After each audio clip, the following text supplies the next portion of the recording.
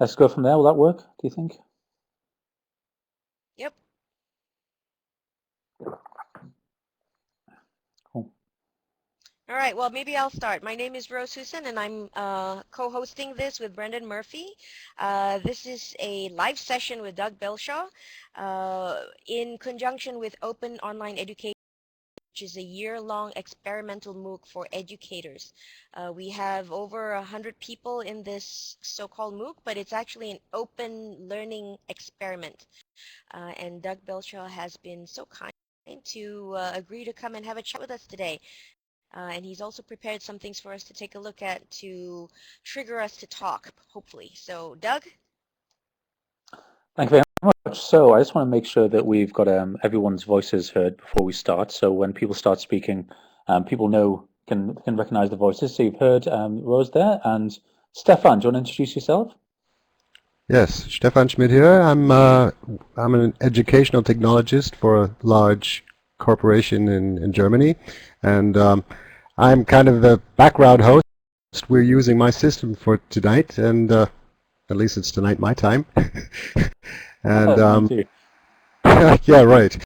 And well, I'm new to this circle. I'm you know I tag along a lot and I read a lot, but I'm not very active because I've got a lot of different activities going on. So this is actually my first appearance in this circle. Oh, cool. Okay, welcome, Brendan. Hi, I'm Brendan Murphy. I helped found Open Online Experience. Rose and several others, and Verna and many others have been a great help in getting that going. I'm an instructional technology specialist for what is essentially a K-12 district in northern Illinois. I work closely with teachers to try and get them to use technology in the classroom and use it in new ways rather than taking the old way of doing things and replacing it with technology. We're just kind of replacing the way we teach with something that works a little better or is more authentic. Wonderful. Verena.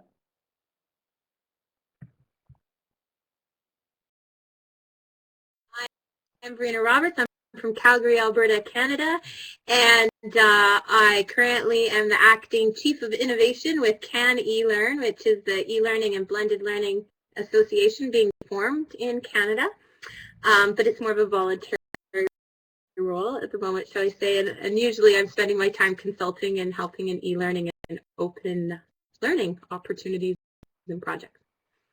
Wonderful. Mary Lee, is that right? Have I said that correctly?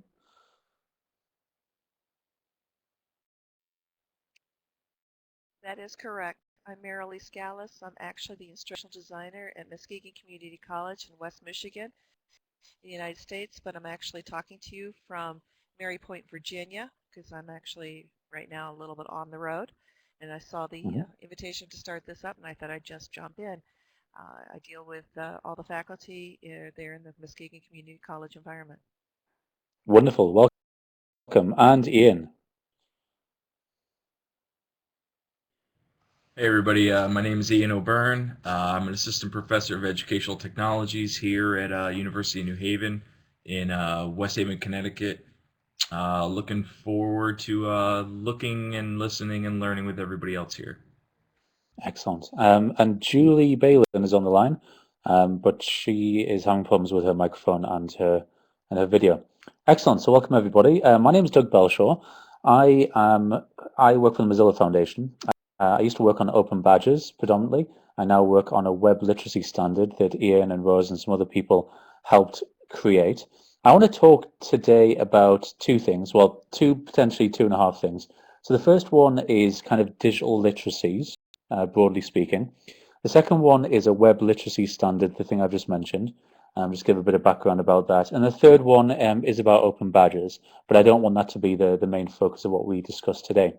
A little bit of background about me. I used to be a teacher, used to be a history teacher in secondary school in England, which was 11 to 18.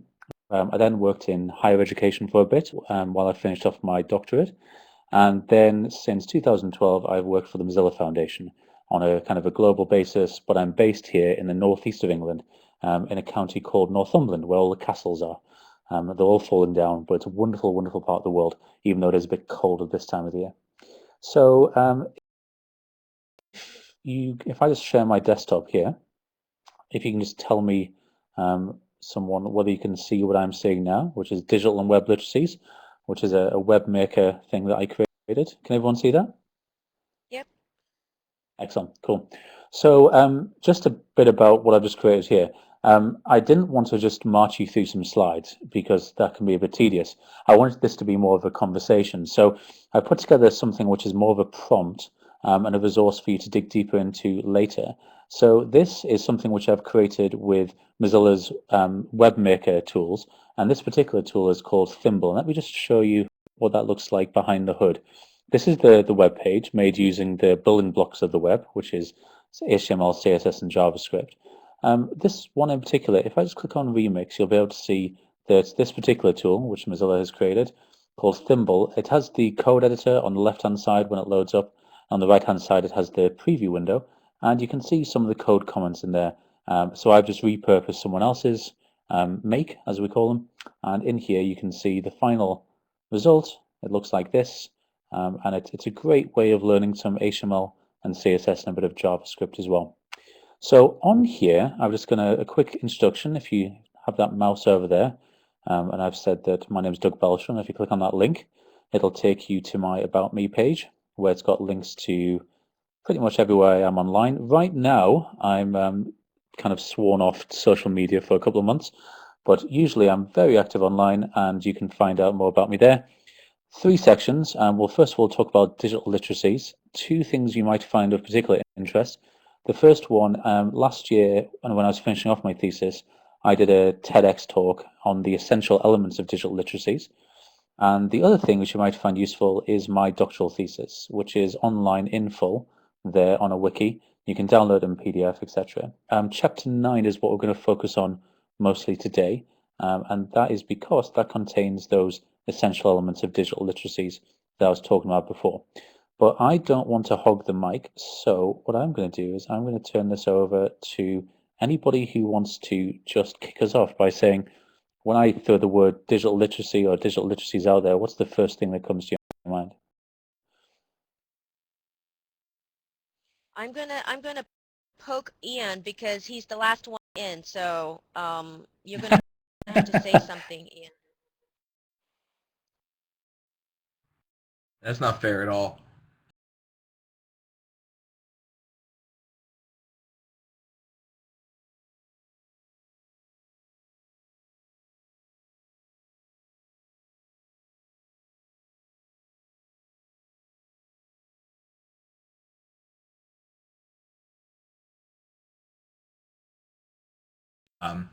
I think it's, to me, and we all come from our different vantage points. I think what we're talking about is the basic skills necessary for individuals to read, write, communicate, and socialize using digital text and tools. I like to push teachers that I work with and even students I work with to move just from content consumers to curators to content constructors. But to me, it's just using the internet or these web literacies, the internet, these digital text and tools to read, write, and communicate. Excellent.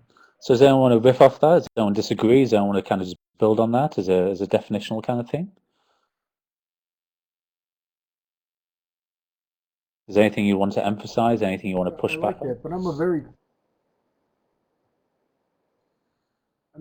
a very concrete person, so I think of these web literacies in terms of my own kids who are 6 and 8 now, and and I just watch, especially my 8-year-old who has been growing by leaps and bounds online, playing Minecraft with the Massively server in Australia and learning how to build stuff and share stuff online with that. But and we talk about this a lot. What can you share online, and how much do you need to tell people online? And so he always comes up to me with a lot of questions once in a while. But I hear him and his little brother talking about, you can only use my first name, or they tattle on each other. And Ian used my last name too, so now he should be in trouble. But we're That's building this hilarious, Brendan, idea because I that have exactly the same conversations with my son. My son's 6, so the same age as one of your kids. Um, and just a little anecdote about something which is exactly in this area this week. The first thing I did when my son was born was like any responsible digital father does was I bought him his domain name. As soon as he was in the hospital, my wife gave birth, so he's got benbelshaw.com. And when he was 4, 5, we started. I just put a blog up there, so it was ready for him to start putting things on there. And since he's been 5, he's sporadically been putting things on there. And recently, he's got a lot more into it. So he's been putting stuff on there. And you can actually access this if you go to benbelshaw.com/blog. Anyway, it came to last Tuesday, and he realized he hadn't done his science homework, and all his science homework was to print out a few pictures about something to do with space. And I said, well, first of all, we haven't got time to do that because we need to go to school right now. And secondly, that seems a bit lame and a bit 20th century. So what we did was we had a quick look on the computer, literally a couple of minutes, and we put 3 bullet points on his blog and a couple of pictures. And of course, his teacher was amazed by this and showed it to the head teacher. He got the head teacher's award for that week, and it kind of shamed his head teacher into starting his own blog. And also, we have key stages in the UK. So there's now a Key Stage 1 blog and a Key Stage 2 blog. So teachers are now sharing their reflections as well, all based off this very kind of innocuous 2-minute conversation my son and I had. So it just goes to show that these things can have, far-reaching effects. But the interesting thing about my son is that the head teacher phoned me up and said, is it all right for us to link to Ben's blog from the school blog? And that was quite problematic for me because I've really instilled in him the same kind of things that your kids were talking about there, which is, you never put a picture of yourself. You never mention which school you go to. You don't put a map. You don't put other members of your family, all that kind of stuff online. And I had to kind of weigh up, and again, this was to do with, how much digital literacy have you got? I had to weigh up whether I was going to allow him to have a link to his blog on his school website, or whether that would contravene everything that had gone before. In the end, I decided that, it was too much of a good opportunity to pass up, and he was so proud that he's got a link now from his school blog. So I like those little problematic things because they tease out what I think is important around things like e-safety or digital literacy or web literacy or anything like that. It forces you into a decision, and then you can sort of see what you think about things.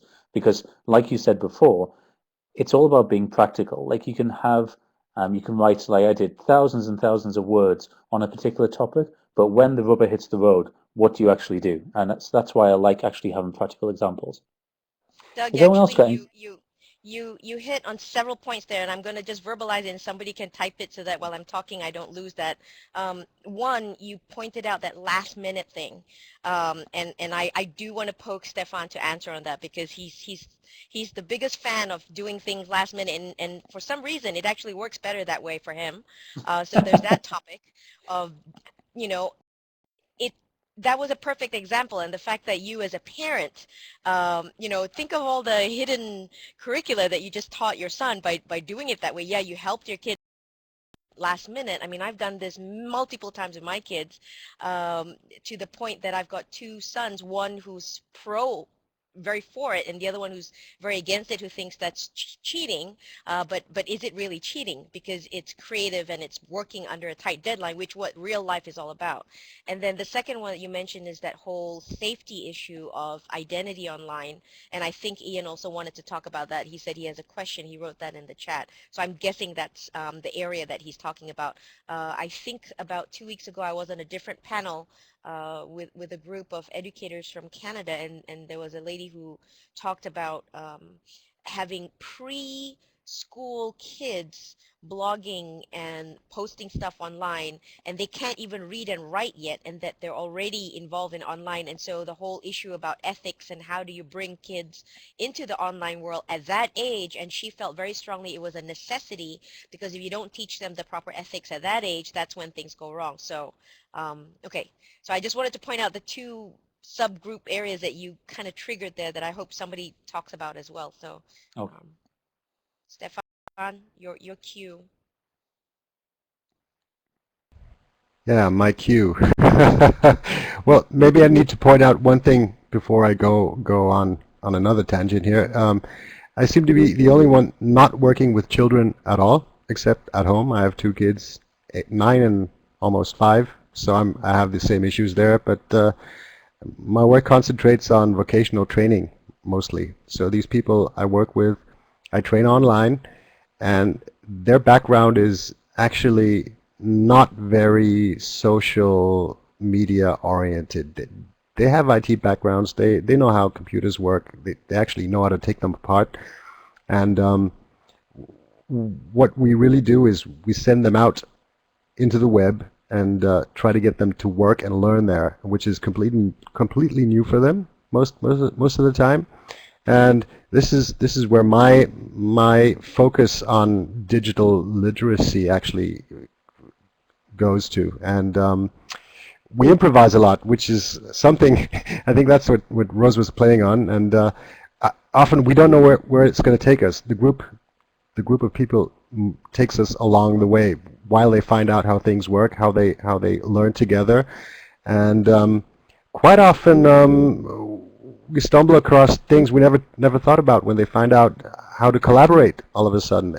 Actually, I stumble onto Google Plus more or less through courses which I had, and where I asked the people to go and find some platform where they can exchange themselves and you know and share. So this is one big thing where we started as a corporation. You have to be very careful what you communicate outside of your closed walls. And all of a sudden, there were issues like, look, wait a minute, everybody can see this. Do we want this? Are you people aware that you're learning together in the wide open? Are you okay with this? And you know, privacy issues like privacy settings and things like that. And actually, going back to what Rose said, last minute works a lot of the times, and sometimes it even happens to me if I post something in a haste while I'm on the road with my mobile phone. And I work a lot with Rose, and sometimes I post things, and then all of a sudden I see, look, wait a minute, I posted this public. This was private. So the only thing I could do is move back, completely delete all the words I wrote, with my flimsy phone, which took me half an hour, and start all over again, because whatever I posted is definitely not public. And I think winging it is dangerous if you do things that are in some way delicate. Let me put it this way.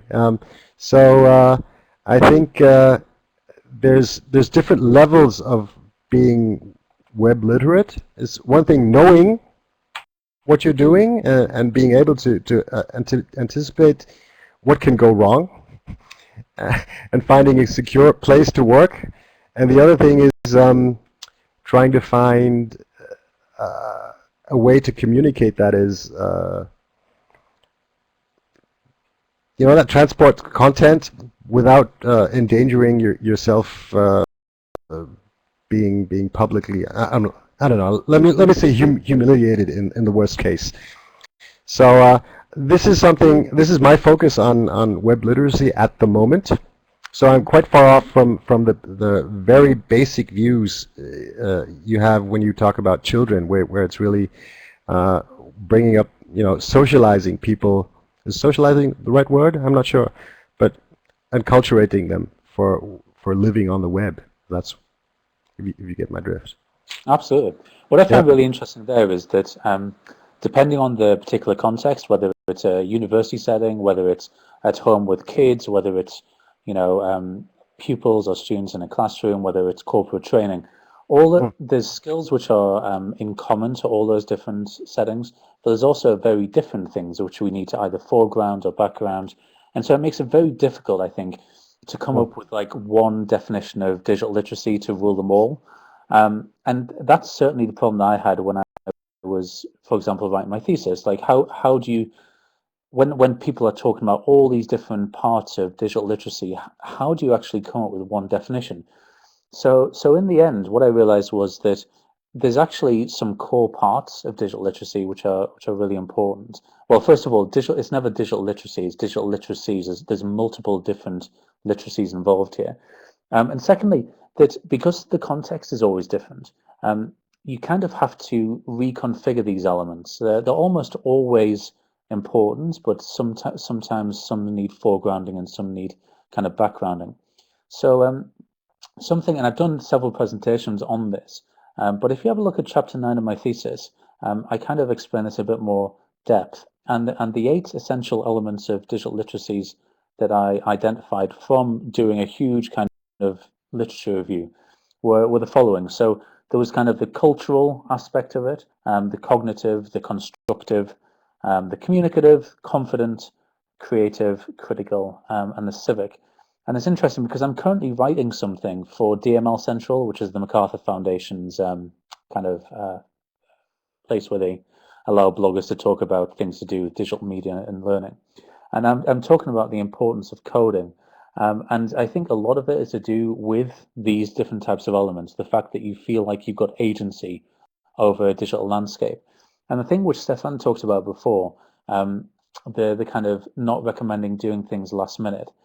When I used to train teachers, when I was working in schools, teaching half a timetable and training teachers the rest of the time, the thing that I would say is that, you know, this tool or this way of thinking or this approach or this environment might not be useful right now, but you never know when it's going to be useful. Therefore, you should try and keep up to date as much as you can with lots of different things so that you can have like a toolbox and you can pull it out the bag when it's needed.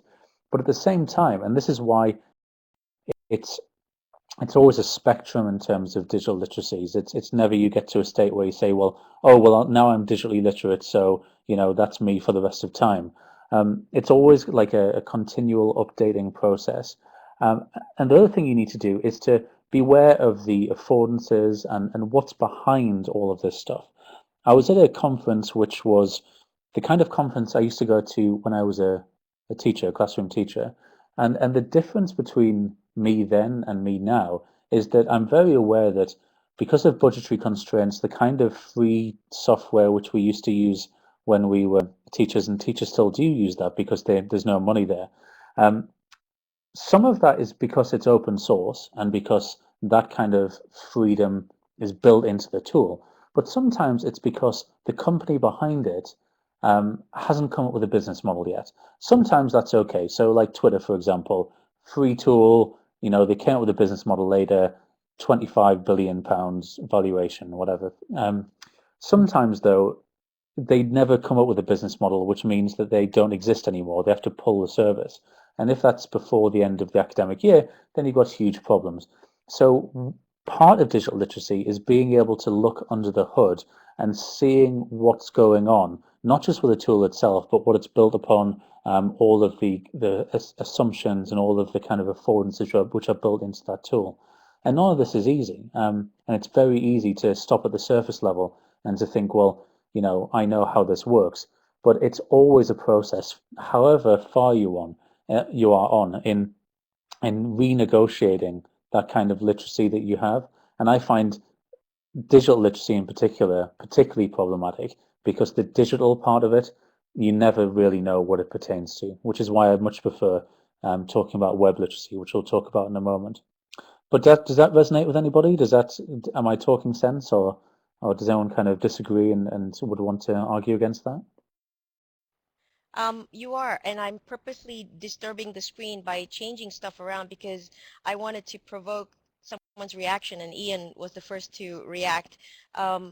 One of the things that I find, and I'm not trying to say that it's not in your thesis somewhere, Doug, but the idea of how do you go online and do a web seminar or a talk like this, and then all this back channels is happening? Because right now you're talking, we've got the Twitter going in the background. I think Verena tweeted something, or was it Brendan? Somebody tweeted something about us being online right now.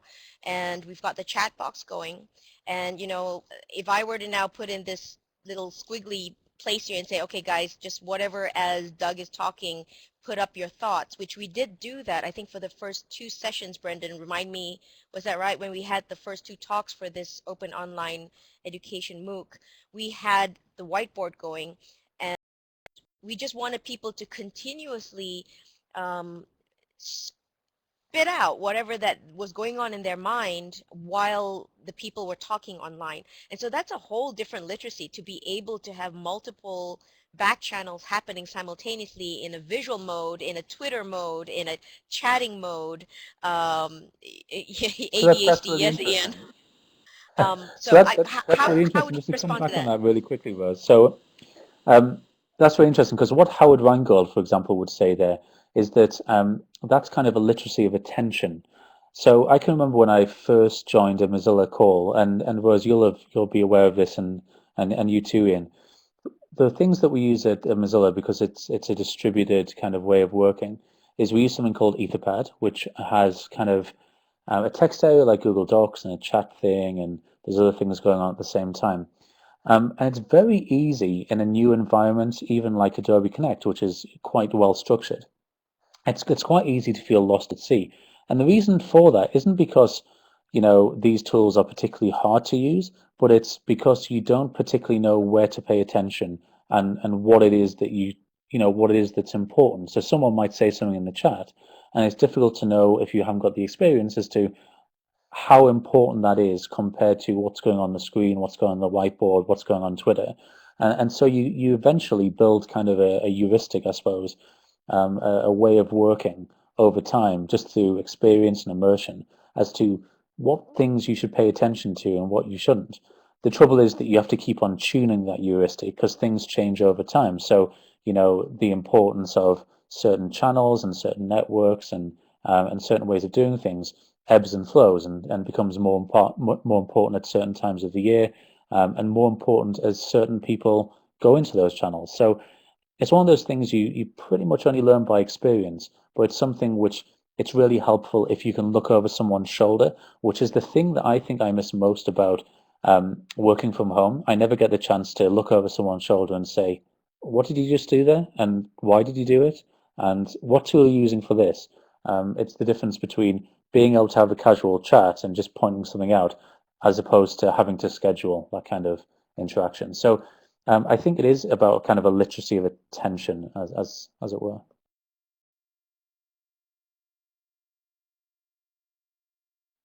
Anybody else want to jump in on that literacy of attention? And just to let you know, while you were talking, Doug, I had 2 incoming Hangout calls simultaneously. So I don't know if you guys were hearing all those pings in the background, but today has been quite an amazing thing for me. Talk about attention span. So anybody want to pitch in on that one?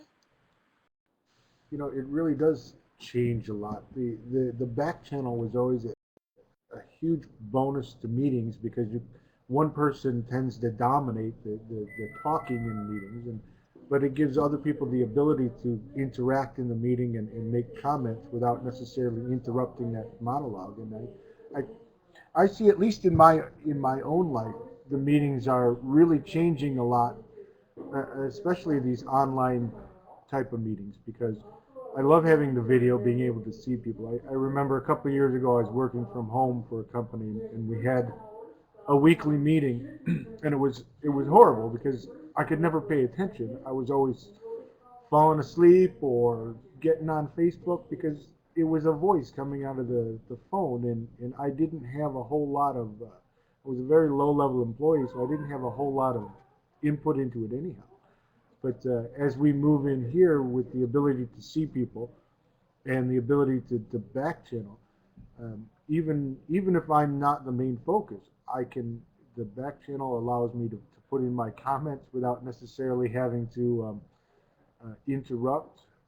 And if the other people in the meeting see it as a worthwhile comment, they will pull it in. And so it becomes a whole new way of interacting and collaborating with people that really just was not possible a couple of years ago.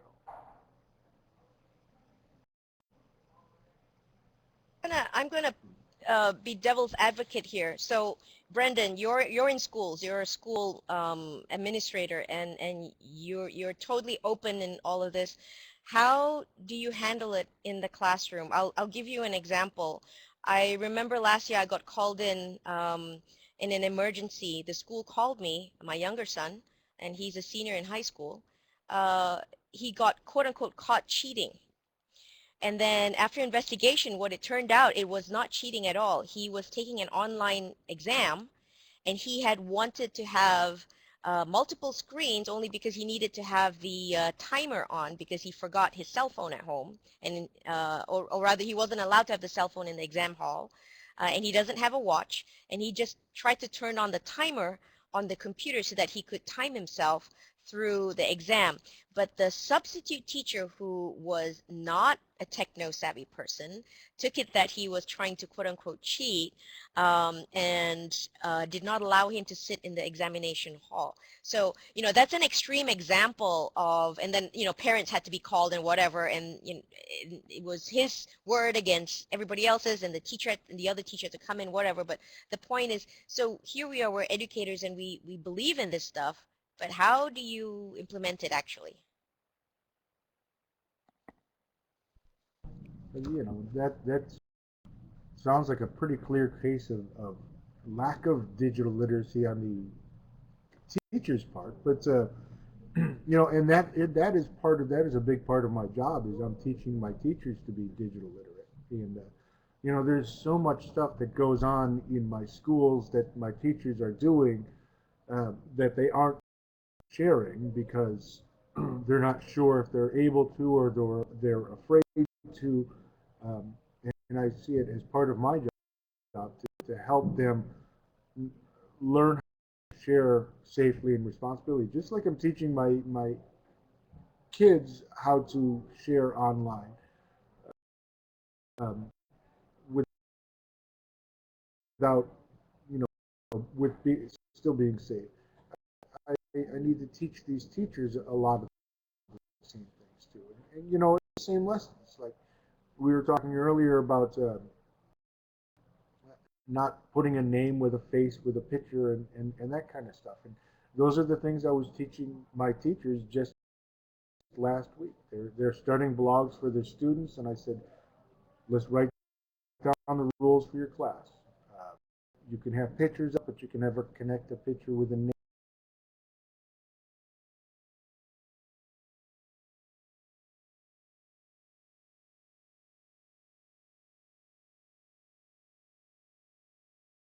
Remember parents when they comment.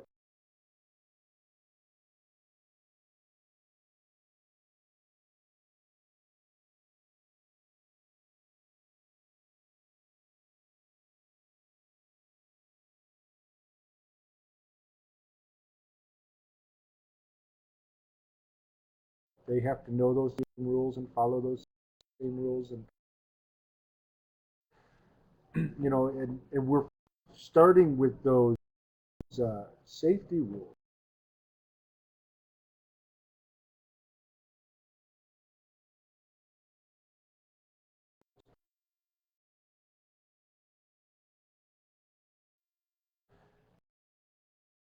Teachers aren't even publishing to the to the whole world. Only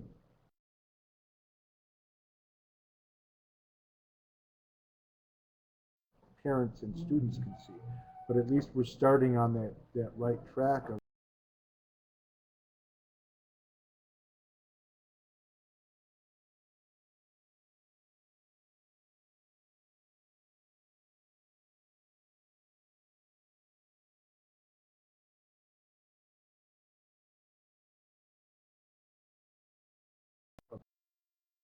thinking about what is.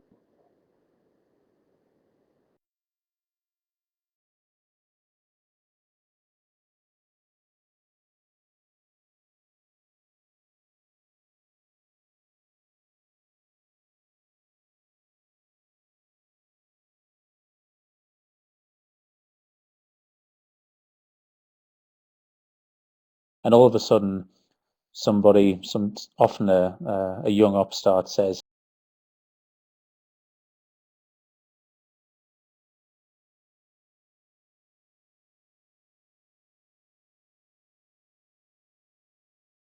to communicate as effectively in that environment as they do in the environment which they've been using up until that point. Just a small anecdote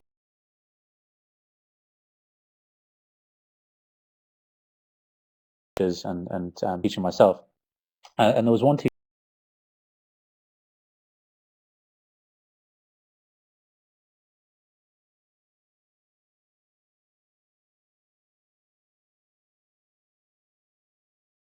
she was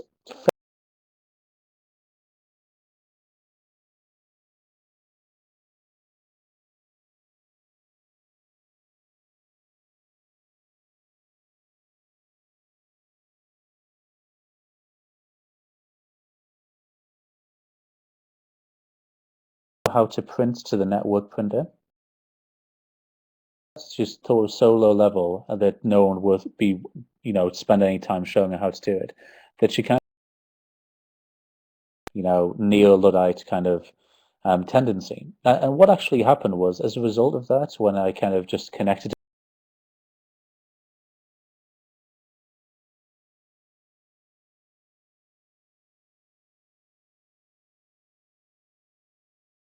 in the digital world, that everyone was, new to some kind of digital tool. And although she didn't kind of go on and hit the heady heights, she certainly had a completely different attitude to the way in which she approached digital tools from then on. And so I really do think it's to do with confidence and particularly to do with identity when it comes to things like digital literacy. I think there's a huge amount of like huge amount of resistance which people feel because it threatens in some way who they are offline if they do something online on a digital way which they're not used to, if that makes sense.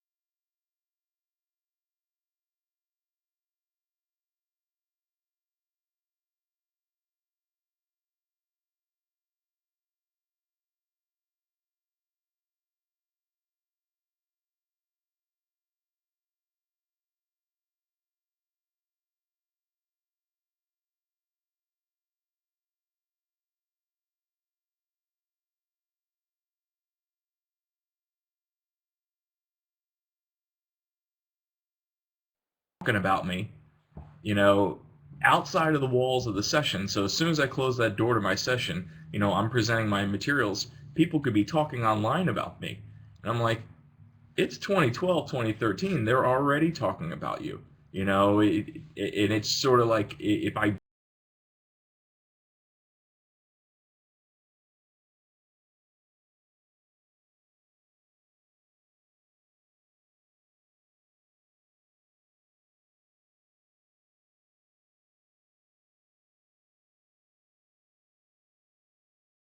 it's 2 or 3 years of getting a lot of people with backlash, a lot of fear, a lot of, you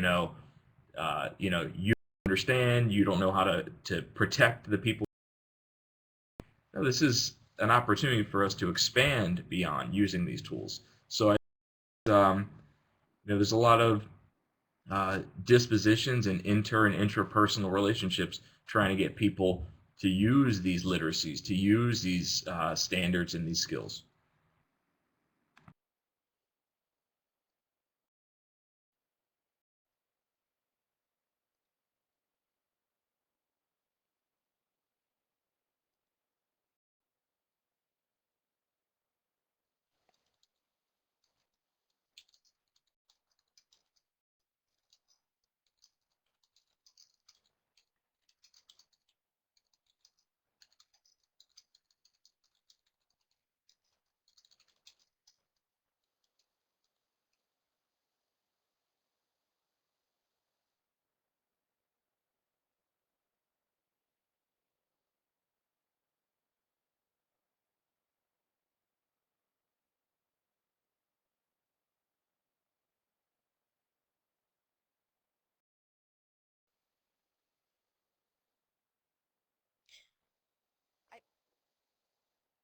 I put up the title of my project from last year's DNLE MOOC, the one that most of us in here know and heard of before.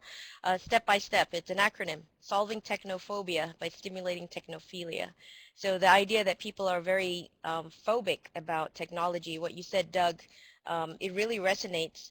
The story you said about the older lady who's scared of technology. I've met so many people.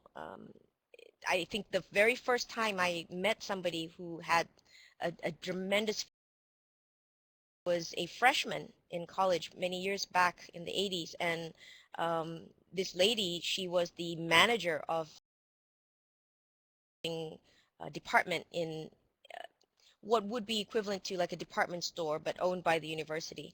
And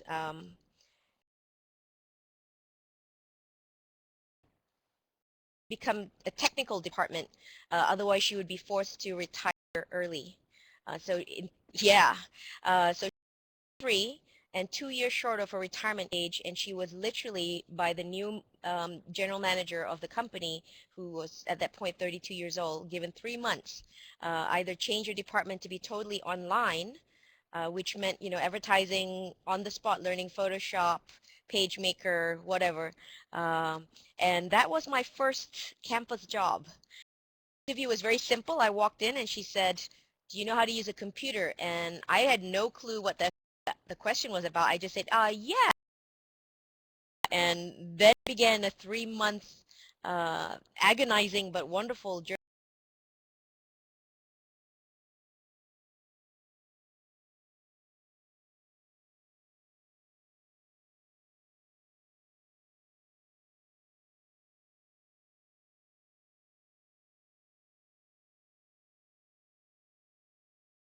In teaching people is not about the subject matter, but it's getting people over their own inhibitions of learning and fears of trying to learn something new. And I think technology is one that really strikes a lot of, you know, personal chords.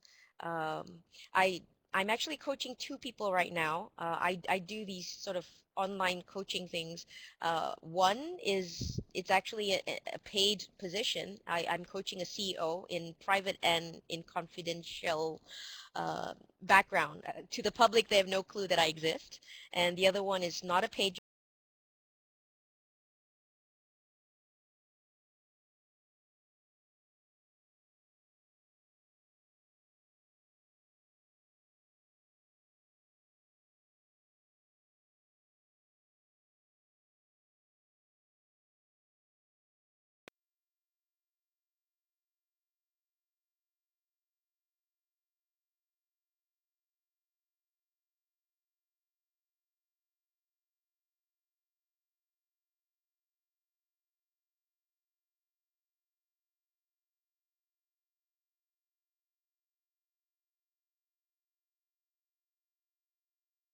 And I think we underestimate that quite a lot.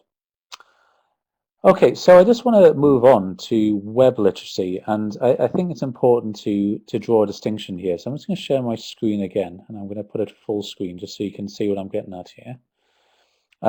So here we are again. This is the link will be shared later, but when we talk about digital literacies, I mentioned how they're plural and they're highly contextual.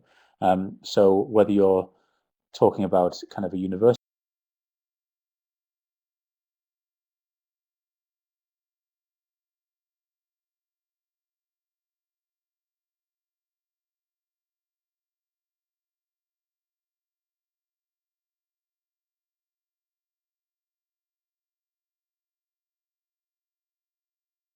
it's difficult to know what digital pertains to. So I'm just looking around the room that I'm in now. There's a phone with a digital display. There's a like a PVR box. There's a television. There's the computer in front of me. There's my Fitbit. There's various digital devices, and it's difficult to know what it is that they have in common, which I should have a literacy about. Whereas when it comes to the web, then it's a bit easier to draw a circle around it and say, well, this is what we mean by the web. That is becoming increasingly problematic because you can have like an Internet of Things, all that kind of stuff. But for the moment, for this first iteration of what we call a web literacy standard, which a couple of people in the chat have been involved with. What we've said is if you can access it through a web browser, then that's what we're talking about when we're talking about the web. So my brief at Mozilla since joining has been not only to evangelize open badges, which I'll talk about presently, but to help create, first of all, a framework and then a standard for web literacy. So let me just show you that quickly. I'll show you WebMaker first. WebMaker is the tool or the suite of tools which allow people to move from kind of elegant consumption through to some kind of agency, some way of feeling like they have the power to create parts of the web. So this is WebMaker. There's three tools. There's X-ray goggles, which allow you to see all the different elements of a web page. There's Thimble, which is what I used to make that page which I showed you before. And there's Popcorn Maker as well. And I was up in Edinburgh this weekend just training some teachers on how to use those tools. So as part of that, we kind of need to know, well, what is it that we need to teach? What are the things which it's important to pay attention to? So what we decided to work on, and I must mention my colleague Carla Casilli in the Spain, and also the work of Michelle Levesque, who did the kind of the spade work before I got started. We're looking at what are the skills and competencies which you need to read, write, and participate on the web. And this isn't just my thinking. This is the thinking of people like Ian and Rose and a whole group of stakeholders, academics, teachers, industry professionals, just interested people. And what we came up with, if you go to the Teach tab on WebMaker, what you'll see is the Web Literacy Standard.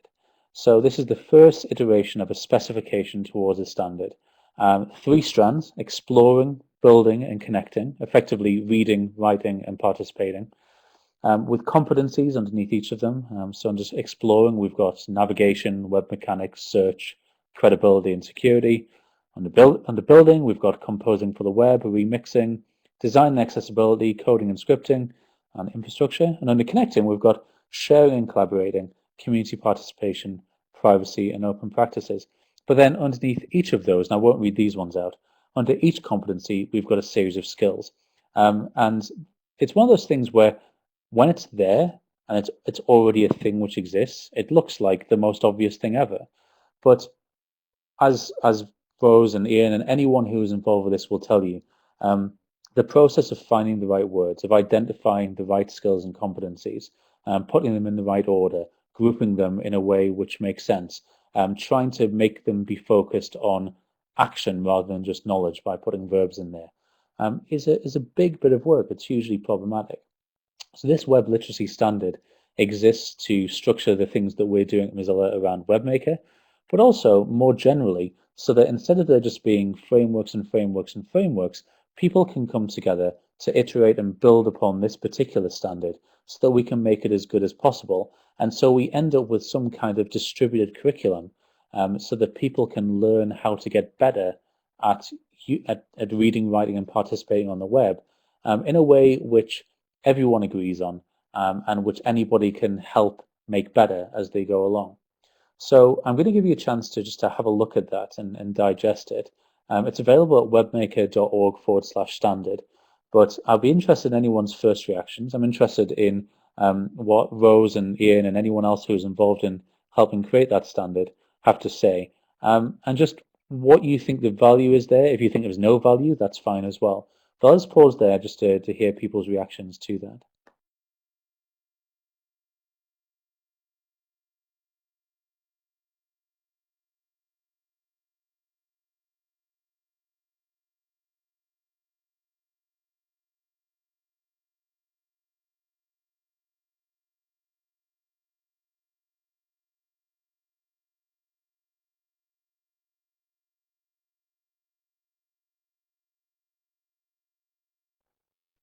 Yeah.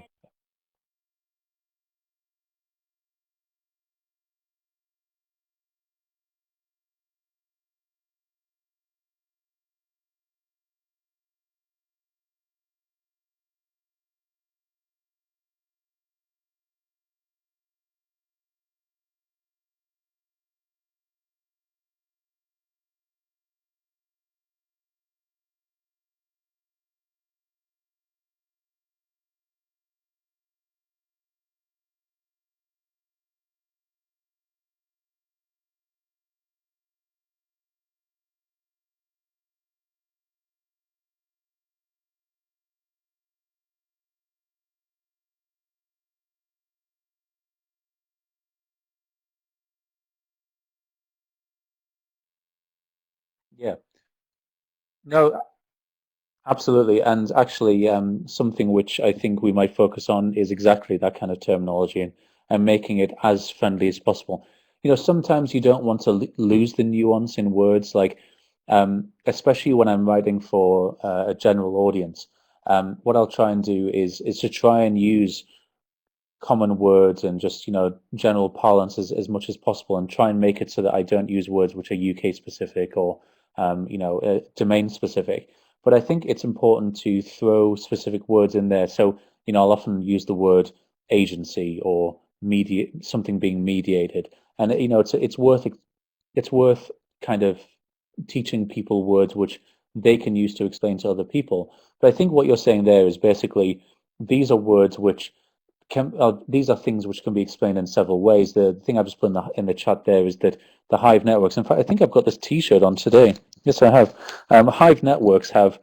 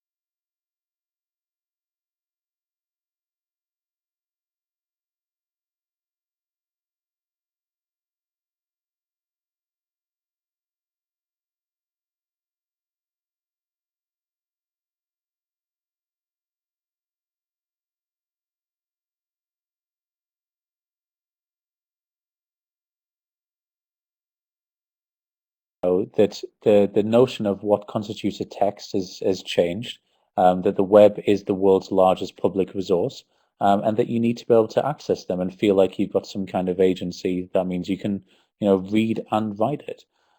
Rose, thank you for sharing the Hive network page on there in the screen sharing area. Any more reactions to that?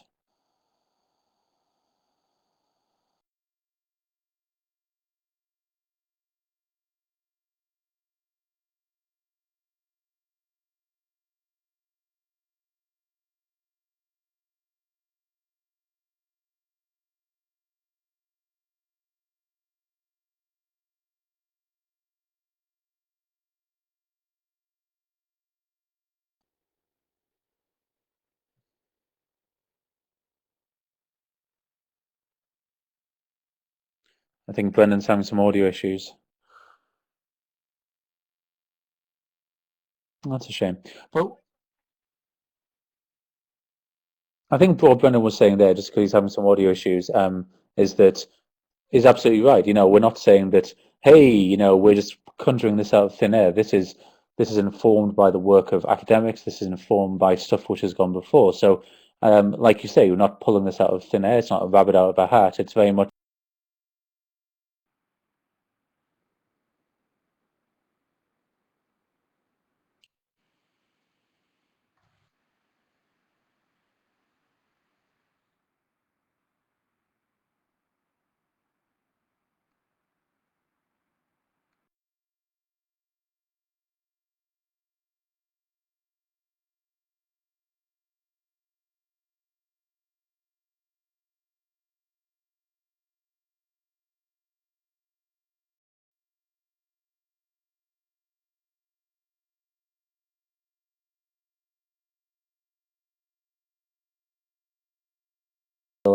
and with Brian Brennan, who's the lead developer on Open Badges, created this thing called the Open Badges infrastructure.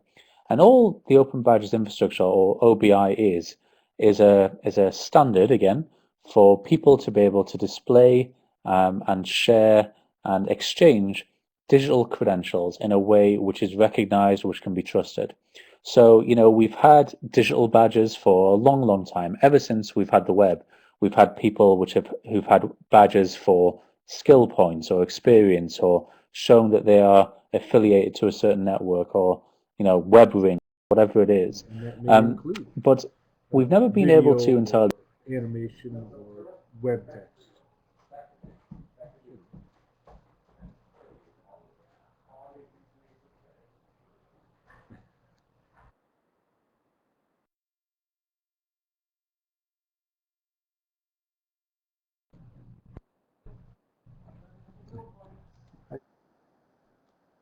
Never been a way in which you can kind of embed those on different blogs and wikis and all the way across the web.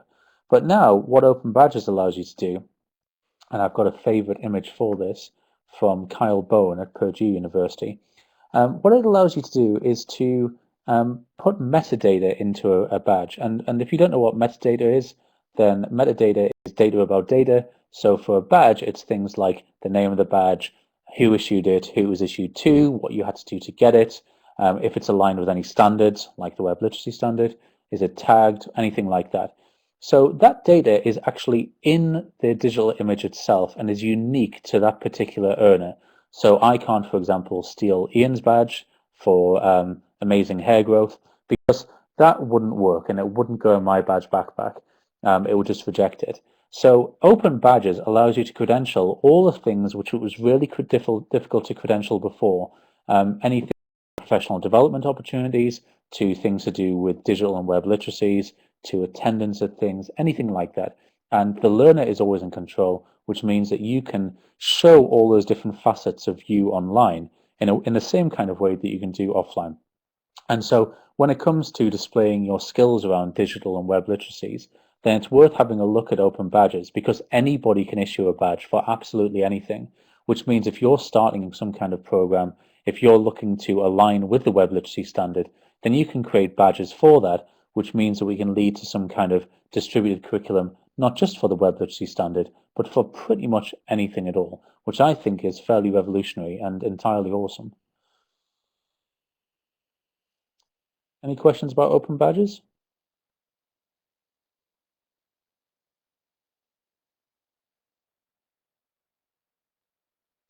Oh, absolutely. So that's just, let me just put that into here. This is ClassHack. I think it's ClassHack dot, was it? So the interesting thing is that there's certain images which are effectively conceptual shortcuts, I find. So they explain things in really quick ways, which would take, literally pictures 1,000 words. And the wonderful thing about Kyle is he takes requests, and he used to be an illustrator in a former life. So at the moment, I'm getting him to try and do one around his distributed curriculum, based on kind of Lego blocks or whatever. And the wonderful thing is he's such a wonderful guy, and takes requests and really works with you to think about this stuff, and uses them in his own presentations as well. So, I find Open Badges, this is the reason I joined Mozilla to start off with, to really evangelize Open Badges, because my background is as an educator, and I recognize that even though we don't necessarily want it to be the case, what we can credential defines what we can assess, and what we can assess defines what we end up teaching and therefore kids learning. So I think that it changes the dynamic. It means that instead of going from credentialing back through to learning, we can focus on the learning and know that when we get to the end of the path, we've got a system for credentialing that in a way which is going to be recognizable, valued, trusted, etc.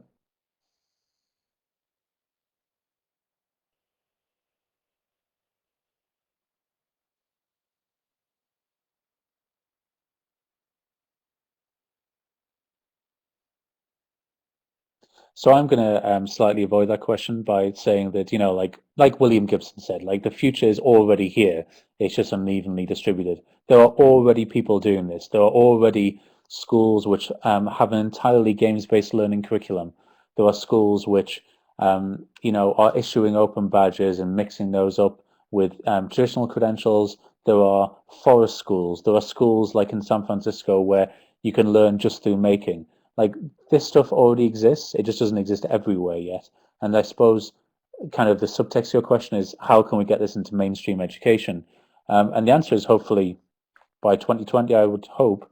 But you know, How long do these you think it's things going to do take take a for us long to time make that paradigm because there is shift to that kind of totally go it's a towards shorthand, a conceptual learner-centered and shorthand, but the learner that kind of technology determined adoption curve, it does take a eventually? while to get through that whole system and convince people and get them to see the value of a system.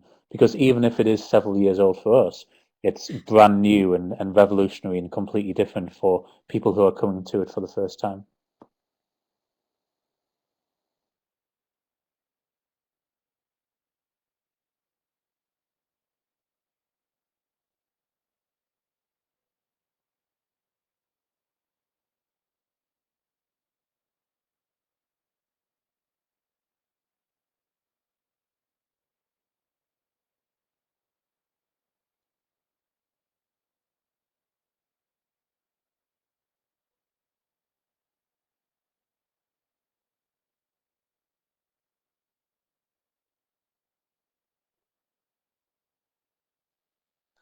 No, that's great. I just want to take the opportunity to say thank you to everybody who's come along. Thank you to Rose and to Brendan for inviting me, and also for issuing badges as part of this course, this open course.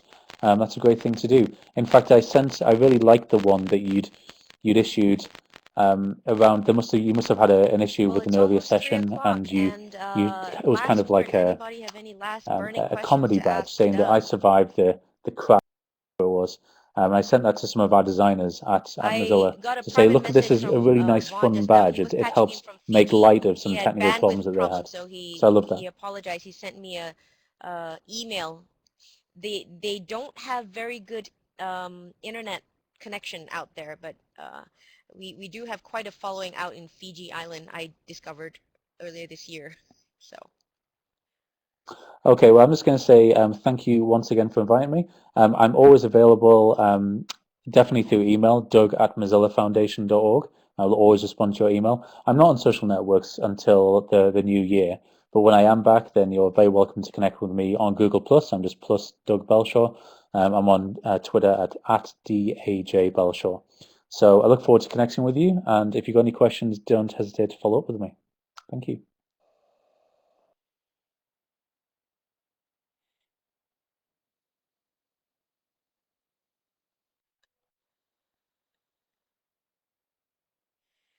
That's the reason why we're on Stefan's Germany-based server for Adobe Connect, because we've tried a bunch of different things, and this is the only one that seems to be stable. So.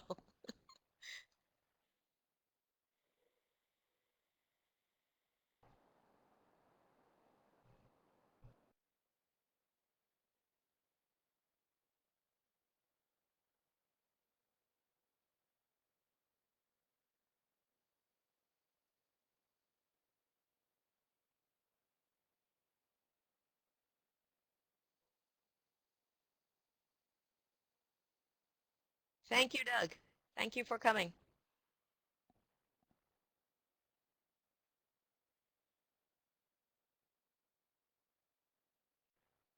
Thanks to Stefan too. We're good to go. And we're going to stop the recording.